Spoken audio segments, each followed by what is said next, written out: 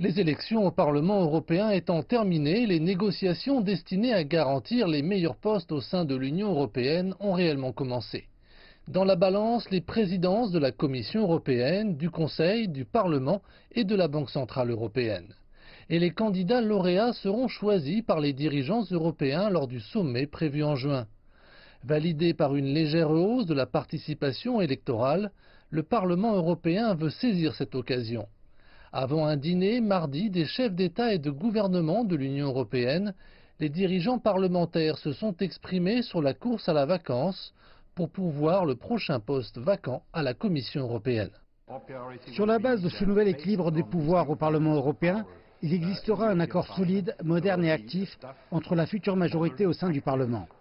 De mon point de vue, il est très clair que ce soir, le Conseil devra assister à un mouvement en ce sens, respectant non seulement le résultat des élections, mais également le rôle du Parlement, afin qu'il ne puisse pas nous éviter.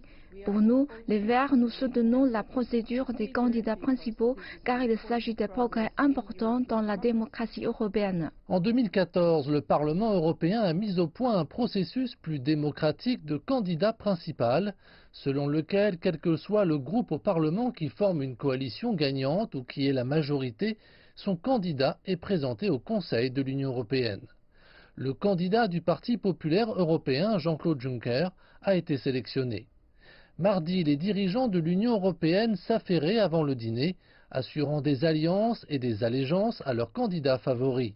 L'Allemande Angela Merkel, qui appartient au groupe du Parti populaire européen, a exhorté les dirigeants à s'en tenir à la procédure parlementaire et à choisir le candidat préféré de son parti.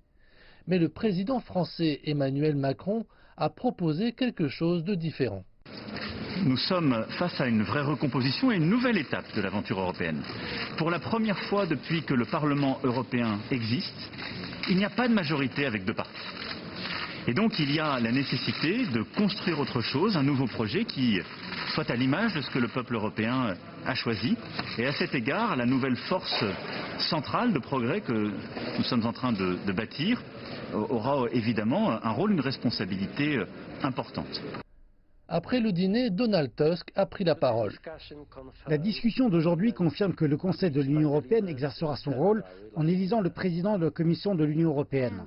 Donald Tusk a déclaré que le processus électoral avait été discuté mardi soir, mais que le négociateur en chef de l'Union européenne pour le Brexit, Michel Barnier, pourrait être le cheval noir de la course au poste de haut représentant de la Commission européenne. Il semble être le candidat préféré d'Emmanuel Macron. En effet, qui mieux pourrait diriger l'Union européenne après le Brexit que son propre négociateur?